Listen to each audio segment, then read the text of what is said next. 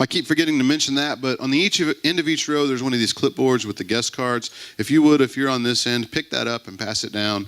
If you've filled one of these out before, don't worry about it. But if you haven't, if you could fill this card out and just leave it in your seat, I would appreciate you doing so. We just want to have a record of your visit. Also, I want to address something that the video mentioned there.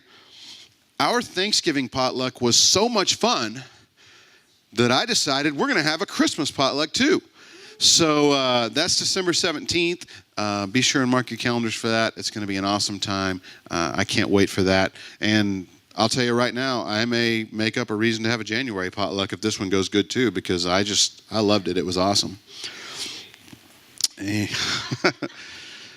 All right, turn in your Bibles, please, to Genesis chapter 28. And if we could bring the house lights up a little bit so that they can see that a little bit better.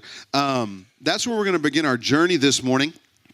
Today we're starting a series called What's Driving You? And we're going to look at the factors that drive our decisions. Now, we've talked before about how our values drive our decisions, right? We talked pretty in depth about the fact that our values drive our decisions. They help us decide how to choose one thing or another. But there are times when emotions or outside circumstances actually impact our decisions and cause us to make decisions that may not even necessarily be in line with our values. And that's what we want to talk about today. I have an example of that. Last year, I had the pleasure of leading my second international missions trip to the country of Honduras.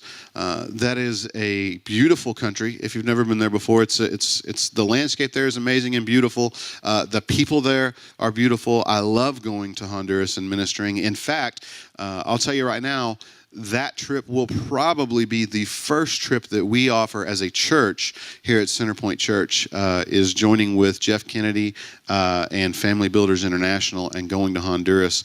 It's an exciting thing we get to do. Last time we were there, we got to do some school assemblies. We also got to build some latrines we went to a very, very remote village. It was so far up in the mountains that we actually had to get off of the bus because it couldn't make it up and down the hills with the people on it. So we got off of the bus and it would drive up they would turn off the air conditioner and send all the power to the engine and then drive to the top of the hill where we would walk up the hill and then meet them and ride down. And we did that over and over.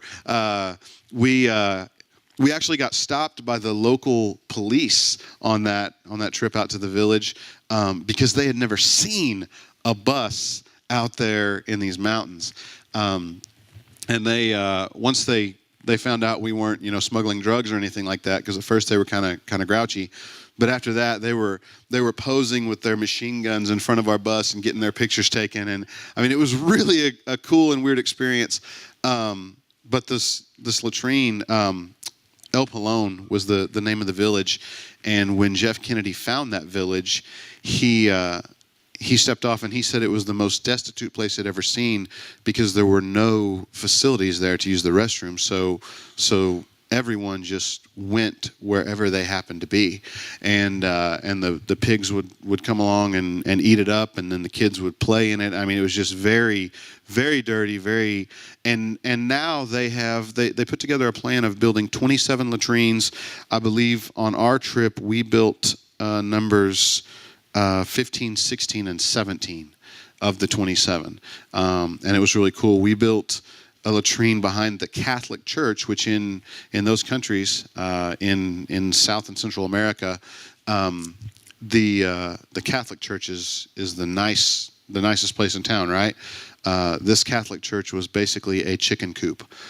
It was just so crazy to see that. But anyways, I didn't plan to go into all that, but be looking forward to that and thinking about that, because I would love to in 2018 or 19 take our first church missions trip and go with Jeff and Family Builders and get involved there. They do many things, serving orphanages and building homes. That's actually their main vision, is building homes for people who are living in basically 10 shacks. So every time a tropical storm comes through, it blows their house away, and they have nothing but their dirt patch. And Jeff goes in and builds homes for them, and it's a really cool thing to be a part of.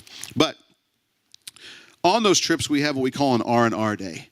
And it's a day basically where we take off. It's usually the last day of the trip before we fly home.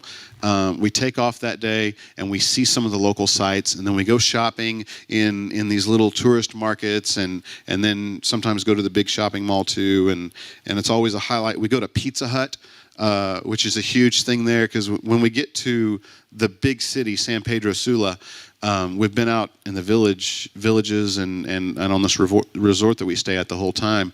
We haven't had Americanized food at all.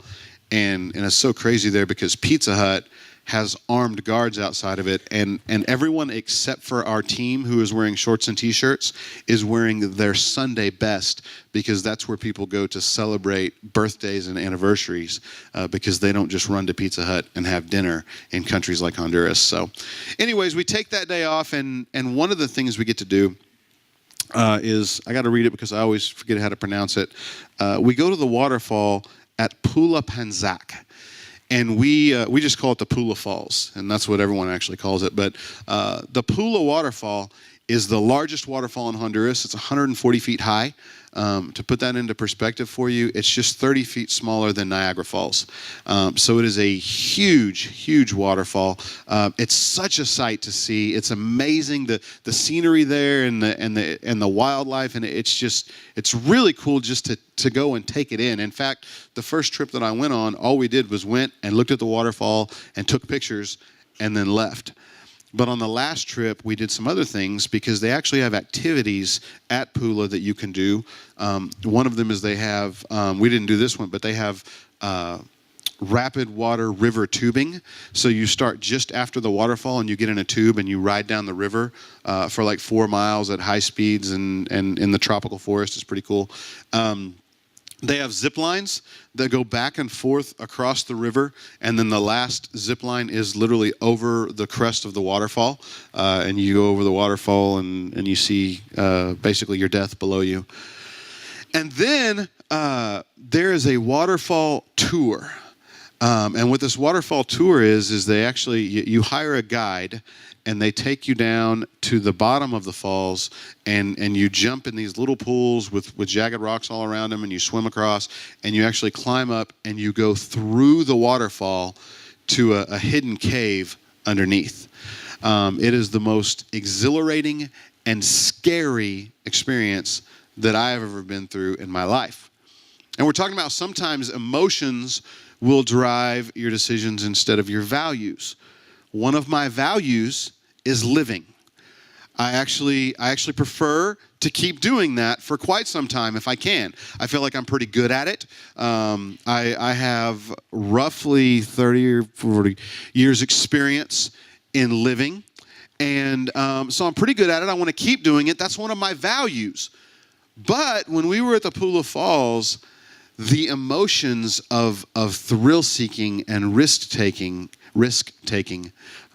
took over my decision-making process and made me put my core value of wanting to live aside. And I actually did the waterfall tour, and it truly is a death-defying experience. In fact, many of you know Shay that works with our children. She, and I'm not even kidding you, she nearly died on that tour, because there's a moment that we'll talk about later where you have to basically hang on for dear life, and she let go. And it was a really scary experience for me as the leader of the trip, and somewhat scary for her as well, I would imagine.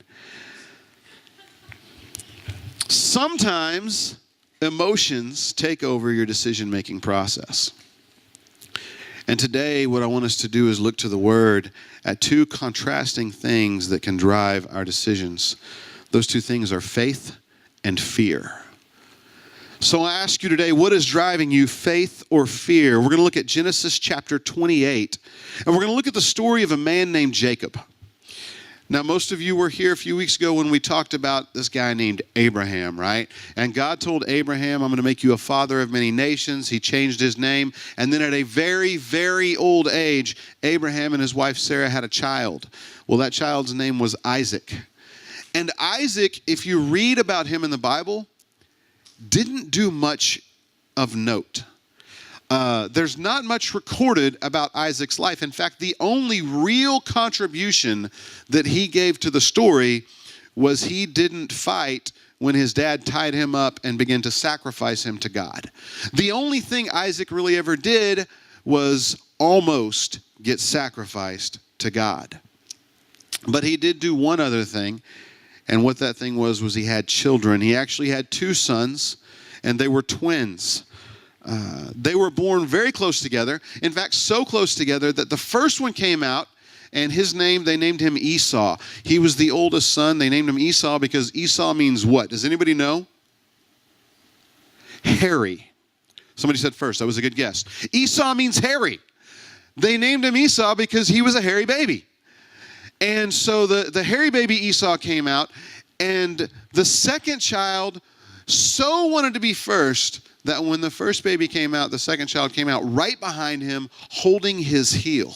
He was literally holding on to his heel, and they named him Jacob because that means heel.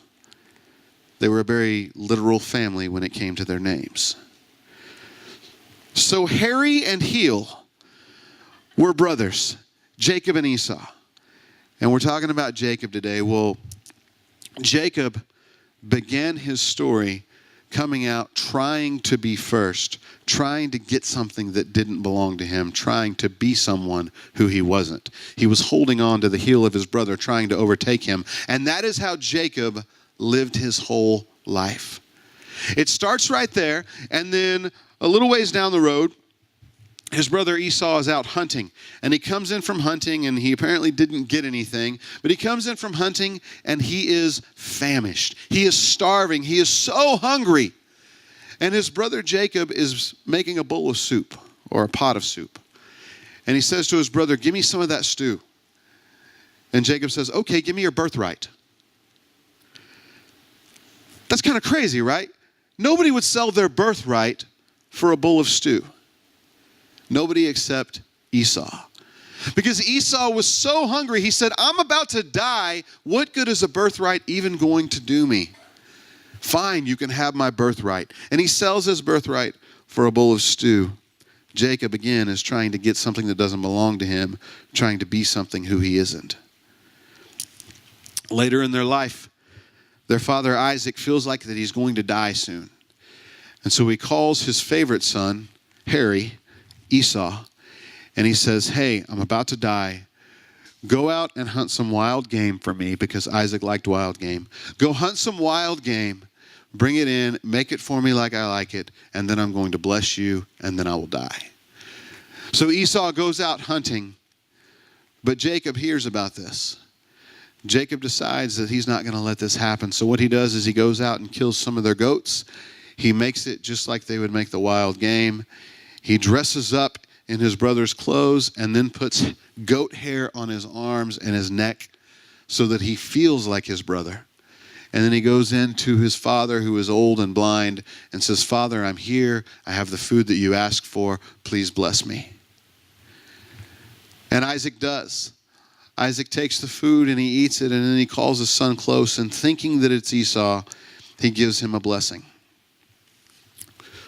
When Jacob's brother Esau finds out that this has taken place, he gets very, very angry. He gets so mad that he wants to kill his brother. And what he actually says is, "Here's what I'm going to do. I am going to wait until my father dies and then mourn for the proper amount of time. And then I'm going to kill Jacob." Jacob hears about this plan, and this is where he begins to let fear drive his decisions. Now, this is an important turning point in Jacob's life. Because Jacob, while it may not seem like it, has core values. Jacob has things that are most important to him. And his number one core value is greed. Jacob values things that don't belong to him. He values wealth. He values importance. He values being someone who he's not. That is the core value that has driven Jacob's life up until this point. But when he finds out that his brother wants to kill him, he gives up that value and allows fear to drive his decisions. See, what he does is he decides to run away and leave everything that he has stolen behind. You see, remember, he stole Esau's birthright by selling it to him for a bowl of stew. Well, the birthright in Jewish culture is a very, very important thing that is always given to the firstborn son. When the father dies, the child that has the birthright receives twice as much inheritance as all the other children do. And then they become the spiritual leader of the family. They take on the role of provider and protector. This is what Jacob had bought himself. But he allows fear to make him leave that behind. He leaves and he runs away to live with his uncle Laban in a faraway land. And it's on his trip to Laban's house that we find our text in Genesis chapter 28. We're going to start in verse 10. It says, Jacob left Beersheba and traveled toward Haran. When he came to a certain place, he stopped for the night because the sun had gone down. He took one of the stones from that place and put it under his head, and he lay down there. He had a dream in which he saw a stairway set up on the earth with its top reaching up to heaven. He saw the angels of God going up and down. The Lord was standing above it, saying, I am the Lord, the God of your grandfather Abraham and the God of Isaac. I will give you the land on which you are lying, to you and your descendants. Your descendants will be like the dust of the earth. You will spread out to the to the west and to the east, to the north and to the south. Through you and through your descendant, every family on earth will be blessed. Remember, I am with you and will watch over you wherever you go. I will also bring you back to this land, because I will not leave you until I do what I've promised you. It says in verse 16 that then Jacob woke up from his sleep and exclaimed, certainly the Lord is in this place, and I didn't know it. Filled with awe, he said, how awe-inspiring this place is. Certainly this is the house of God and the gateway to heaven.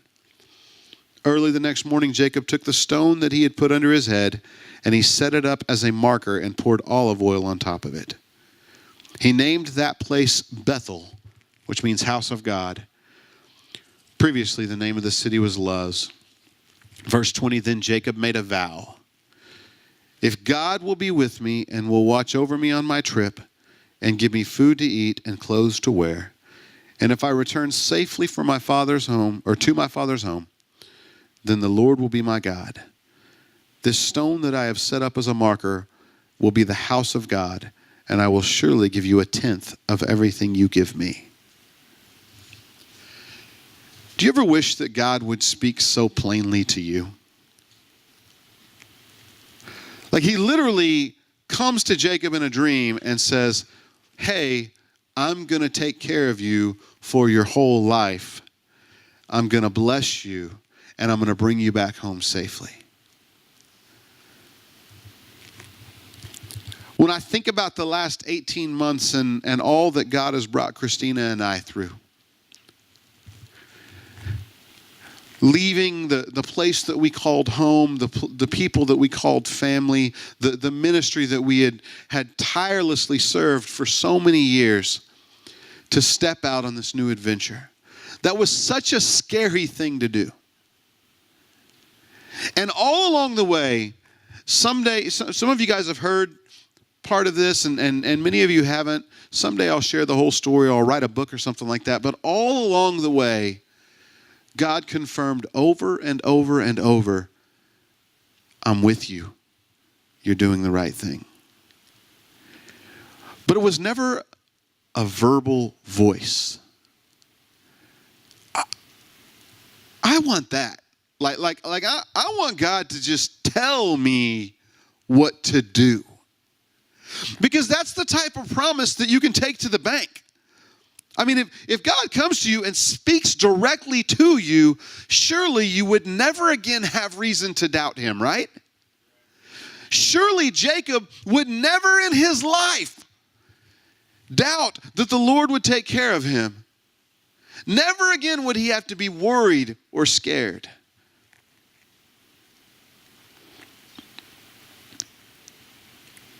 But listen to what he does. When he wakes up, it's funny. He stands up the stone that he was laying on. He pours olive oil on it, which, by the way, I don't know why he had olive oil. He renames the place Bethel, which means house of God. And then he makes a proclamation. If God will be with me and will watch over me on my trip and give me food to eat and clothes to wear, and if I return safely to my father's home, then the Lord will be my God. This stone that I have set up as a marker will be the house of God, and I will surely give you 1/10 of everything you give me.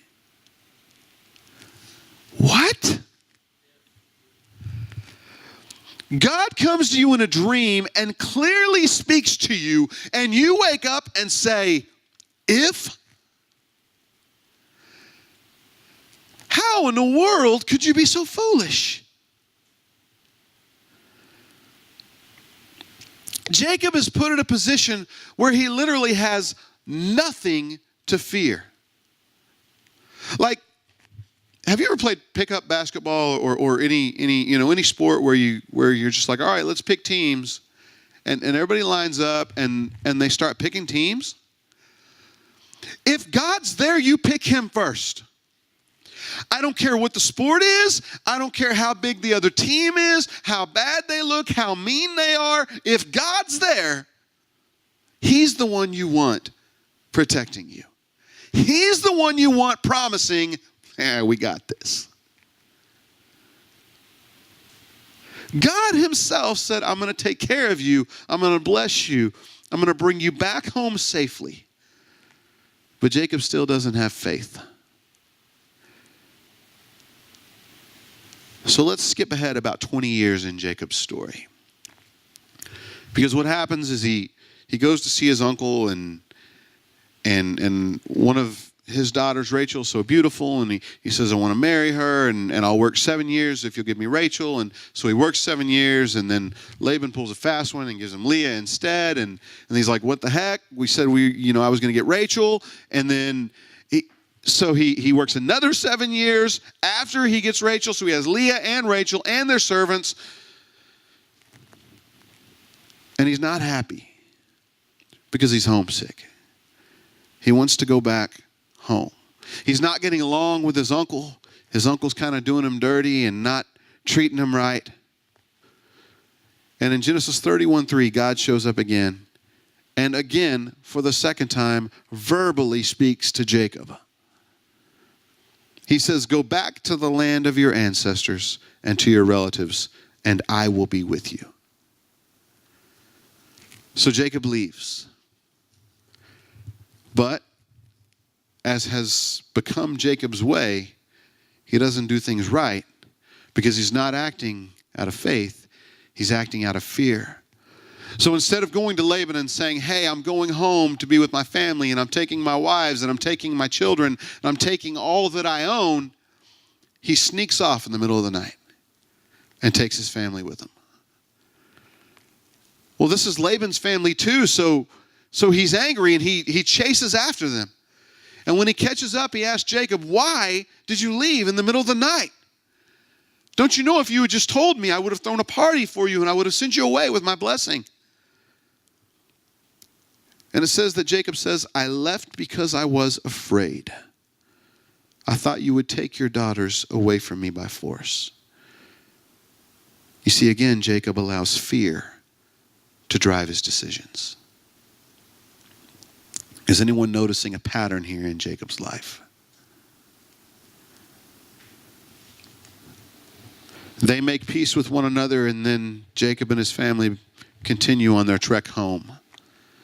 And I think as they get closer and closer, this sense of doom and fear starts to build up in Jacob's heart. And he starts remembering what he did to his brother those 20 some odd years ago.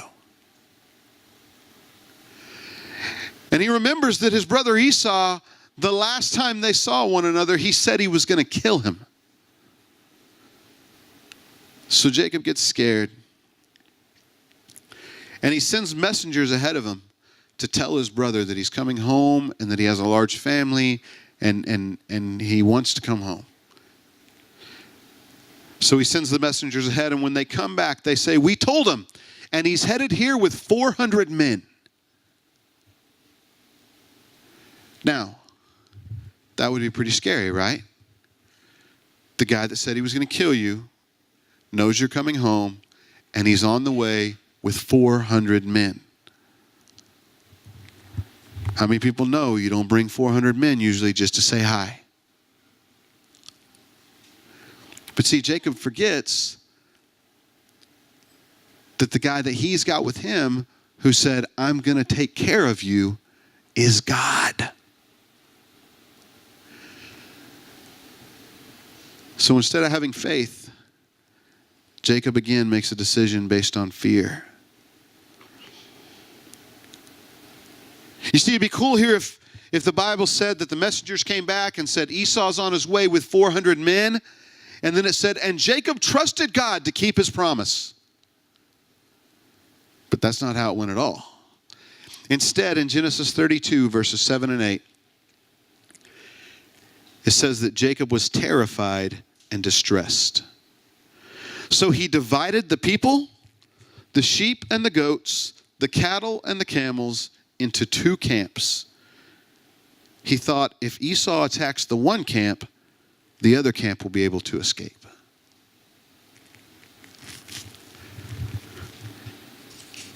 Still not trusting God. Still making plans of his own. He says, I know what I'll do. Well, I'll just divide everybody, and then when that foot drops that I'm waiting to drop, at least it won't completely wipe me out. At least I'll still have half of my family. Well, eventually Esau shows up with his 400 men. And we read that he ran up and hugged his brother's neck. He was so excited to see him.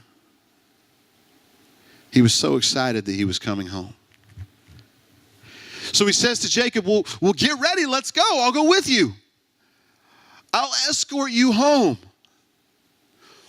You see, that's why Esau brought the 400 men, was to make sure that Jacob and his family were safe as they traveled home. And I'll go one step further because the Bible doesn't say this, so I'm going to stand over here. Instead of behind the pulpit, I'm going to say this over here as Brian, not as Pastor Brian. I think that God worked it out in Esau's heart that he would love his brother and that he would bring 400 men to protect him and escort him home. Because that's the kind of God that we serve. And God had already said, I'm going to take care of you. See, sometimes the things that we are most afraid of are the things that God wants to use to take care of us.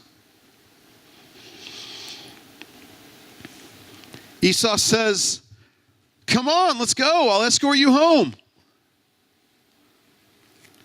But Jacob is still being driven by fear. He tells his brother, no, I've got women here and children, and we've got to travel slow with them because they'll get sick and die. You go on ahead, and I'll meet you at home. He says, I'll see you at Seir, which is where Esau lived. So Esau, after arguing back and forth with Jacob and saying, well, at least let me leave my men with you so that you can be safe. And Jacob says, no, I don't need your men. You just go home and I'll see you there. Esau returns home to wait for Jacob. But Jacob never arrives.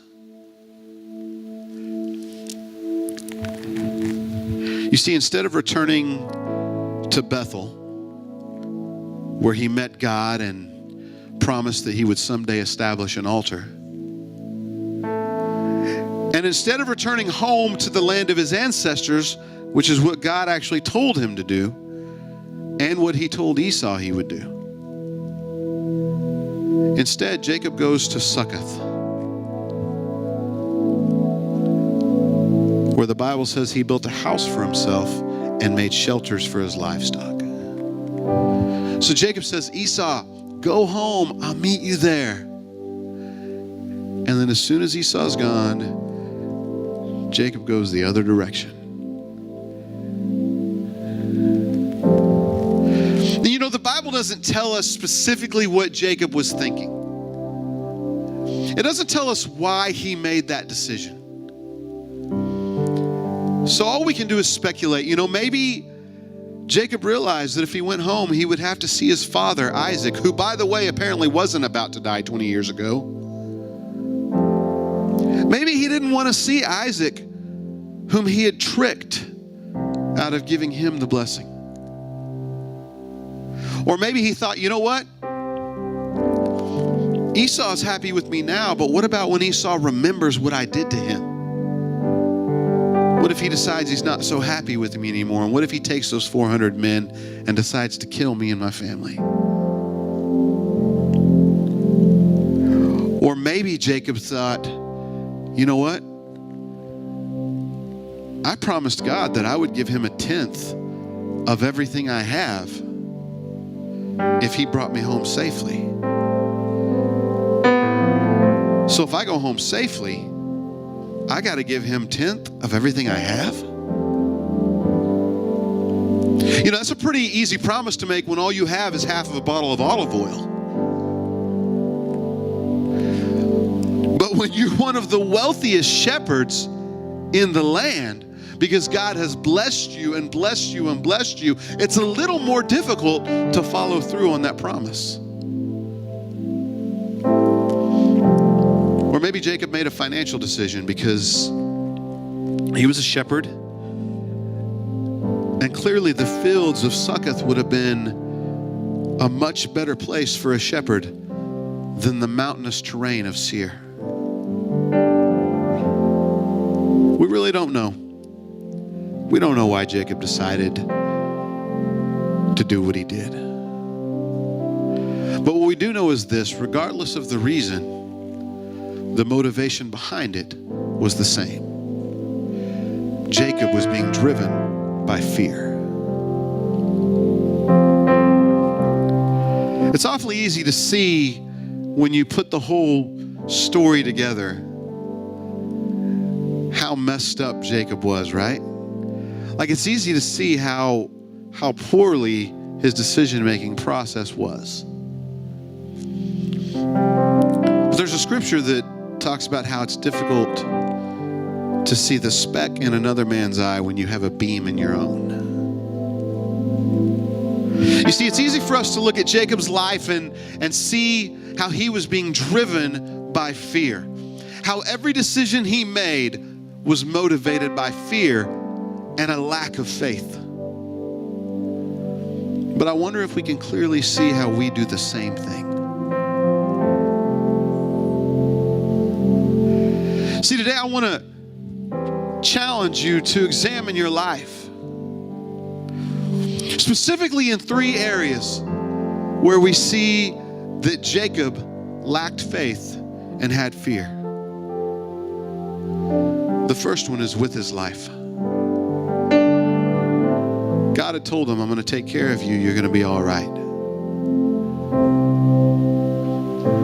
But time and time again, he made decisions based on fear for his life.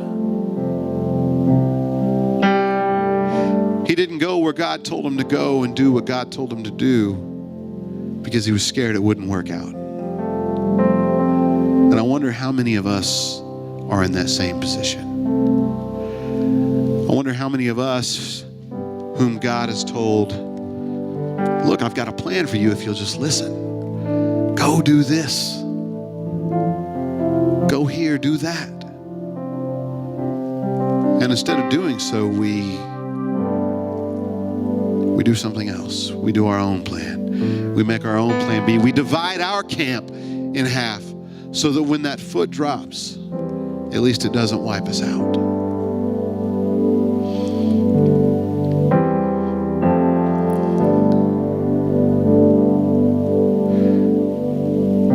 You know, I'm glad to say that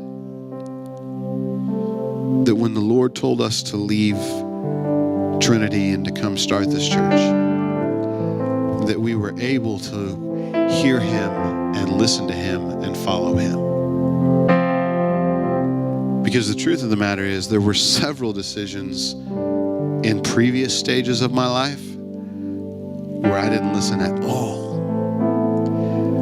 And where God ended up having to force me out of some situations because I was comfortable where I was. So today I want to ask you, are you in God's will, or are you just in a place that feels safe? The second area of his life where Jacob lacked faith was in his family. Jacob left Laban's house in the middle of the night, even though God had already told him, I'm going to take care of you, because he was scared of what might happen to his family. When Esau was coming with 400 men, Jacob divided his camp and said, well, at least if he gets half of them, he won't get the other half, because he was scared of what would happen to his family. When he actually sees Esau and meets him, Jacob's a dog. He stacks his family from least favorite to favorite, front to back, so that if Esau starts killing people, first it's the slaves, and then it's poor Leah, who always gets the short end of the stick, and then finally Rachel's with him. But he didn't want to lose his family. So many times I think we make the wrong decision for the right reason. As a father, I know how much we want to take care of our family. I know how much we want to make sure that they're cared for financially, that they're cared for health-wise, that we'll do things that we feel like make them secure. When in reality, if we'll just turn them over to God, just give it to him, he'll take care of our family. Then finally, in our finances, you know, Jacob made a promise to give God 1/10 of all that he had. Jacob didn't just pull that number out of the air. That's an illustration there that the principle of tithing was in place long before the Mosaic Law. This principle of giving God 1/10 that we do all the way to this day. And like I said, it would have been easy for him to make that promise when all he had was half a bottle of olive oil. And I think sometimes it's the same for us. I think, you know, when you're a teenager and you're working at McDonald's, it's pretty easy to give 10% of whatever you make to God. But if you ever get out of that practice and you decide to start living on 100% of what he gives you, and you've got a family to take care of, and you've got bills to pay, it's a lot more difficult to make that decision then. So I wonder today how many of us are operating our finances out of a place of fear instead of faith. And if that's you, I want to challenge you, let God take that problem. Make it his, not yours.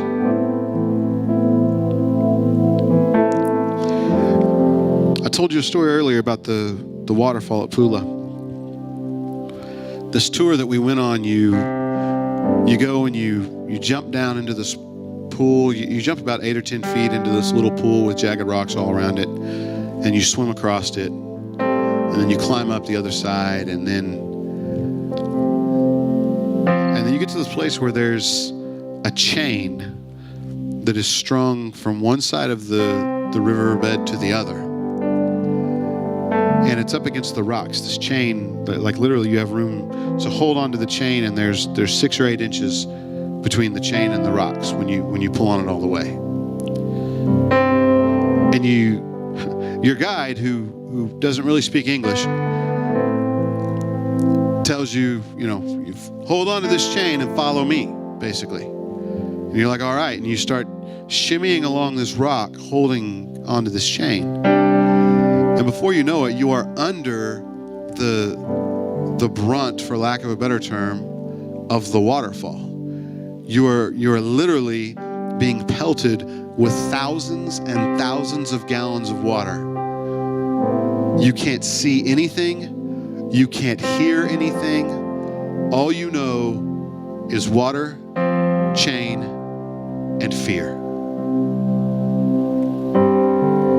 I can honestly say that I have never in my life been more scared than I was on the tour that I chose to take and paid for. In fact, I was so scared that I wanted nothing more than to just go back. Because you're there and you can't hear anything, you can't see anything, you can hardly breathe. You're having to look down, because if you look up, you would drown yourself. And you don't know how much further you have to go before you get to the end.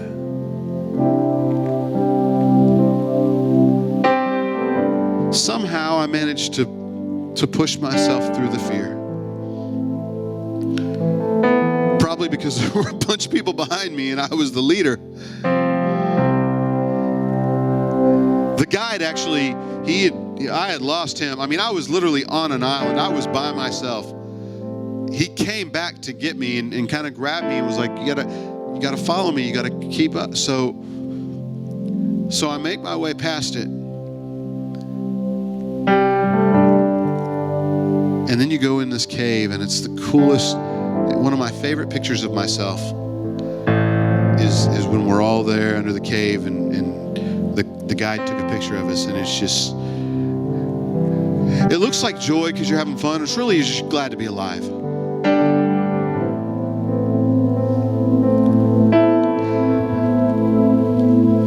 I tell that story because when I was standing there in that spot that I'll never forget as long as I live, and I wanted nothing more than to turn back.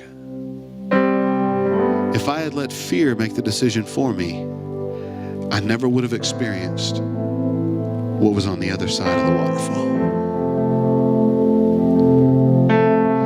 Some of you today are in situations where you're really scared. You don't know how much longer you've got to go. And you've never even had the benefit of seeing what's on the other side of the obstacle that you're up against. Today I ask you, what is going to drive you? Is it going to be faith? Faith that the guide knows where he's going. Faith that the chain is going to hold. Faith that thousands of people have been here before and lived to tell about it. Or are you going to let fear make you give up on what God has for you? Because you see, Jacob, he didn't go to Seir. He didn't go home. Instead, he went to Succoth, and then a short time later, he moved yet again. And if you read the story, I won't get into it, but he brought some real heartache and hardship onto his family because of what he chose to do out of fear.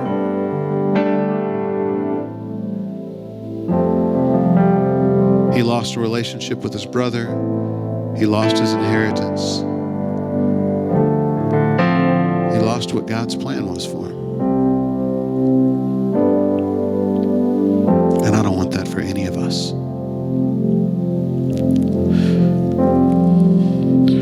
If you would please, I'd like to ask you to bow your head and close your eyes. Today, if you're here, you say, you know what? This was for me. Today was for me. I need God to help me have faith to overcome the fear. If that's you, I just want you to lift up your hand right where you're at. Thank Thank you. Who else? There's hands all over the place. Who else? Thank you. Who else?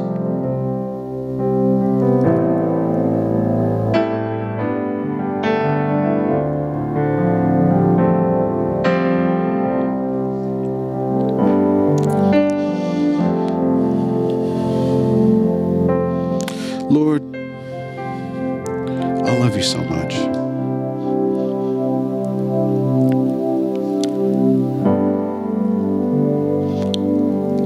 Lord, I'm so glad that your vision is greater than mine.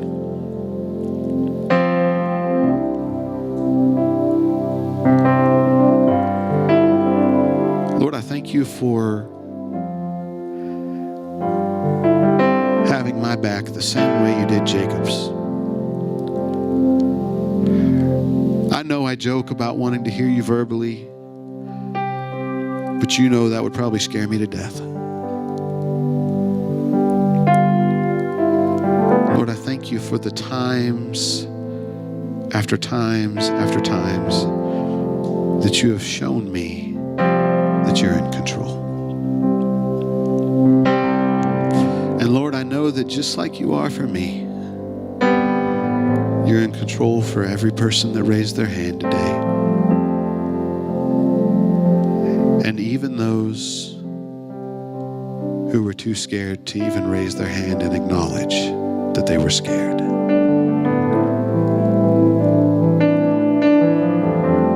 Lord, today I pray for your children. I pray that you would give us strength and courage to stay the course that you've set us on.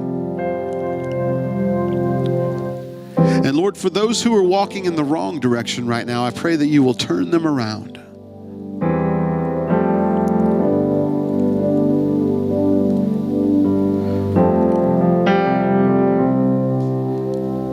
Lord, let us experience faith like we have never experienced it before in our lives. Faith that overcomes fear.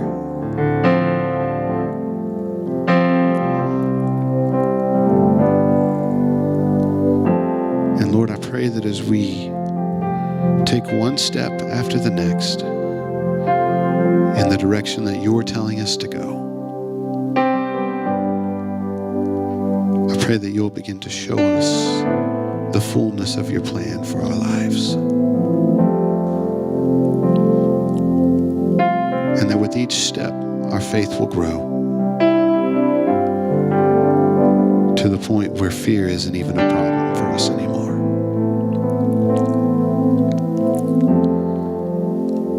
Lord, I praise you and I thank you for your love and your direction.